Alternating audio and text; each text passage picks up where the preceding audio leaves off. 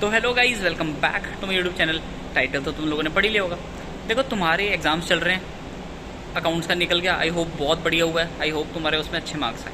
अब तुम्हारा लॉ का एग्ज़ाम आ गया, तो लॉ के एग्ज़ाम के लिए मैंने सोचा कि कुछ रिवीजन टिप्स और कुछ एग्ज़ाम टिप्स दे जाता हूँ। तो रिवीजन टिप्स तो यही है कि देखो, पहली बात तो ये कि 5 बुक्स रेफ़र करने की बजाय, एक ही चीज़ को 5 जगह पढ़ने की बजाय एक ही बुक पकड़ लो और उसको 5 बार पढ़ लो, वो ज़्यादा बेटर है।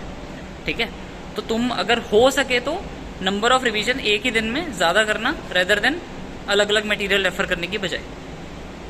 सेकंड चीज़ ये है कि यार लास्ट डे है तुम्हारा, अब एक दिन रह गया एग्जाम को, तो तुम्हें डिटेल में नहीं घुसना, किसी भी टॉपिक में डिटेल में नहीं घुसना है। जितनी हो सके हेडिंग्स कवर करनी है, जितनी हो सके हेडिंग्स कवर करनी है, और हेडिंग्स को ऐसा रट्टा मारना है, ऐसा रट्टा मारना है कि बस मतलब यही तो आने वाला एग्जाम में, ऐसा रट्टा मारना है, क्योंकि ताज़ा रट्टा ही काम आ जाता है एग्जाम में कभी कभार।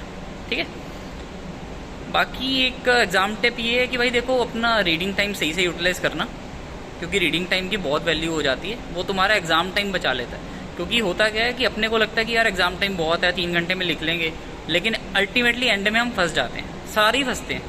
तो तुम्हें कोशिश करनी है कि तुम अपना रीडिंग टाइम ऐसे यूटिलाइज़ करो कि तुम उसमें कुछ क्वेश्चन सॉल्व ही कर लो। मतलब ये तो प्रैक्टिकल नहीं है कि तुम वहाँ पे पूरा न्यूमेरिकल सॉल्व कर लोगे, तुम्हें वहाँ पे प्रोविजन लिखने को मिल सकती है, तुम्हें वहाँ पे क्वेश्चन पढ़ने को मिल सकता है सारा।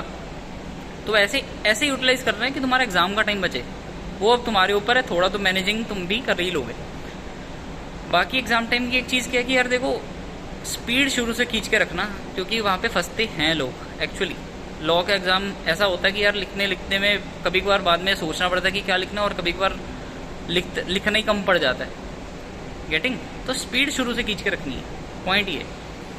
बाकी रिवीजन की एक टिप ये है कि देखो यार, स्ट्रेस मत लो। अब लास्ट डे को तुम ऐसे सोचोगे कि यार मेरा ये पेंडिंग है, ये पेंडिंग है, ये पेंडिंग है, तो मैं तो ये बोलूँगा कि 100% सिलेबस को 80% कवर करने की बजाय, 100% सिलेबस को 80% कवर या रिटेन करने की बजाय, तुम जितना तुम्हें 80% जो तुमने करा हुआ ना, 80% सिलेबस, उसको 100% करके जाओ, ताकि तुम्हारा जो तुम्हारा किया हुआ है एटलीस्ट उसमें तुम्हारे मार्क्स ना जाए।